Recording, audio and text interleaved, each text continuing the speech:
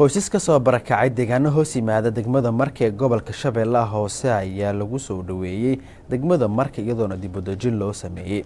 Wariyahana Cabduuli Cali online ayaa warkan Shabeellaha Hoose ka soo diray. dadkan oo duruufo kala duwan ay ka soo barakaciyeen deegaanadii ay ku noolaayeen ayaa iminka deegaansanaya magaal madaxda gobolka Shabeellaha Hoose ee Markacadey.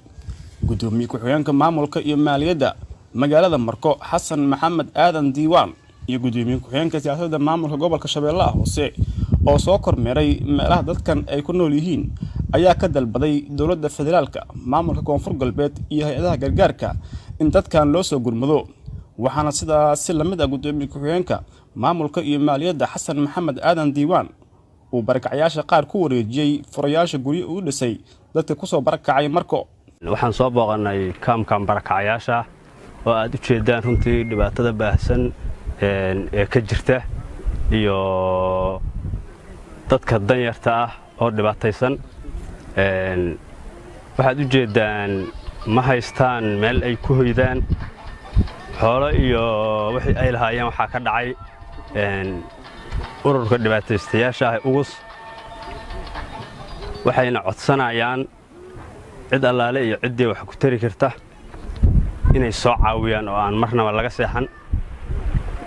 markaan dib ugu laabto annagu ka maamul ahaan maamulka degmada waxaan isku daynay wax allaale iyo wixii aan qaban karno inaan qabanno haddii ay guri tahay inaan u dhisno dadka danyarta ah in allaale iyo intii aan kari karno. waxaan markaa hay'adaha deeq bixiyayaasha ah iyo bulshada muslimka dhammaan aan ka codsanaynaa in degmada Marko dadka degan ee qaxootiga wax allaale waxay haysteen laga dhacay oo dhibaatooyinka baahsan ay hayaan in ilgaara lagu soo fiiriyo oo buushisha ka dhisan ay u jeedaan waxaabay oo soo baxay mahandada dhistay guri ahaan loo degan yahay. tusaale ahaan guriga maanta la degan yahay waa u jeednaa xaaladiisana maraysa marka dhibaatada markii ka dambeysana way soo taraysaa.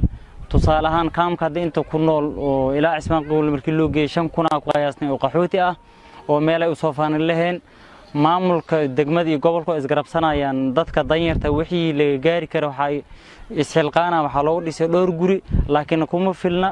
waxaan codsanaynaa in darbaal loo keeno, waxaan codsanaynaa in teendooyin loo keeno, waxaan codsanaynaa in jiingadiyo loo dhiso si ay u helaan meel ay ku harsan ay roobkina ugu gambadaan qorraxda iyo maxaa la jiray ayagina ay u dugaysaan sababtoo ah ciyaal yar oo daadoodu ka yartahay 1 sano meeshaan marna qorrax ku dhacdaa marna roob ku daa qabowgina uu nugul yihiin kuleelkina uu nugul.